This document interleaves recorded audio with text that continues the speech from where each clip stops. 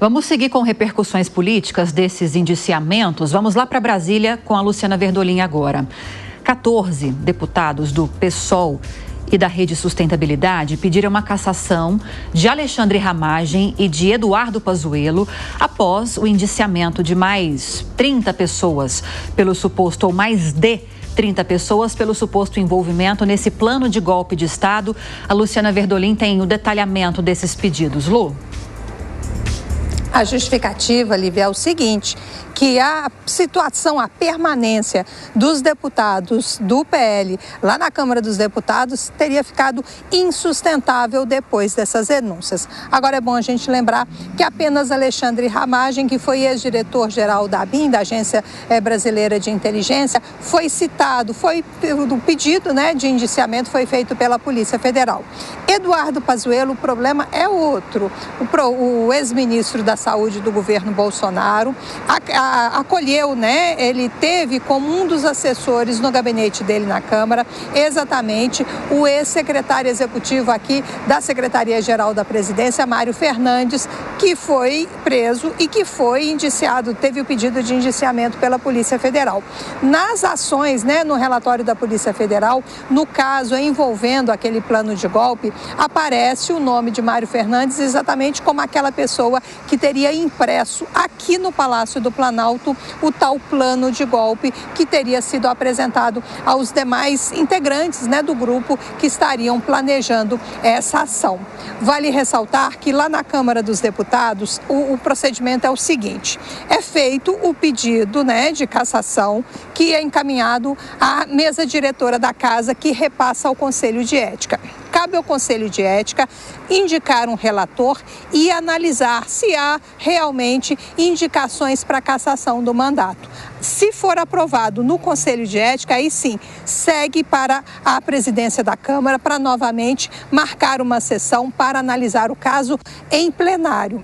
Aí é preciso maioria absoluta dos deputados para confirmar uma possível decisão de cassação do Conselho de Ética. Mais de 257 deputados. Agora vale lembrar que Alexandre Ramagem, que foi inclusive candidato a prefeito no Rio de Janeiro, é integrante também do Conselho de Ética, o que, segundo temor dos parlamentares, pode inclusive dificultar as discussões.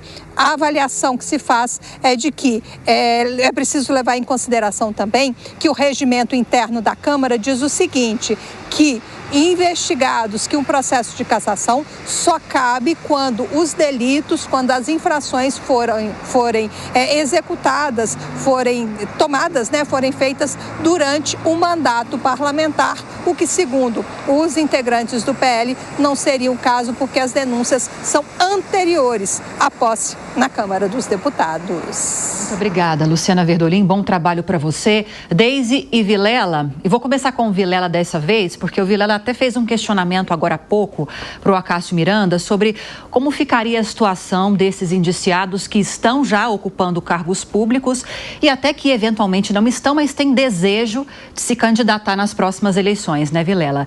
E aí nós precisamos ficar atentos nessas duas frentes, a frente de investigação que caminha no STF com agora esses indiciamentos, que é a frente criminal, e essa frente política. Nesse momento em que estamos falando de indiciamentos, não há nenhum tipo de situação que inviabilize o andamento de uma ação política, de um processo de cassação ou não. Nesse caso, tem que esperar avançar essa ação criminal para avançar com esse julgamento político. Olha, Lívia, do ponto de vista político, essa eventual cassação, pedido de cassação de mandato, ele pode ser feito a qualquer tempo. É uma decisão política por parte do parlamento.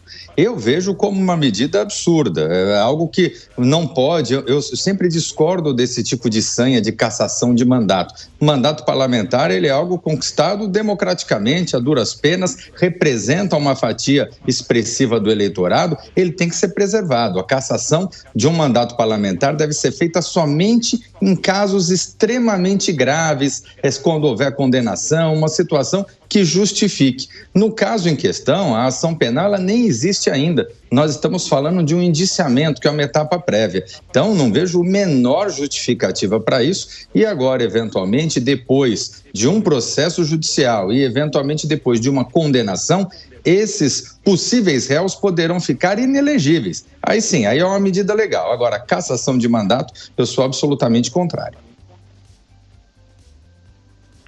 O Vilela, você está falando aqui da questão da condenação, né, que não saiu, e a gente sempre tem que reiterar que o devido processo legal, ele deve ser rigorosamente estabelecido, né? Então, às vezes parece que esses pedidos de cassação, eles são mais para promover uma narrativa, uma discussão ou até uma mobilização pública, né?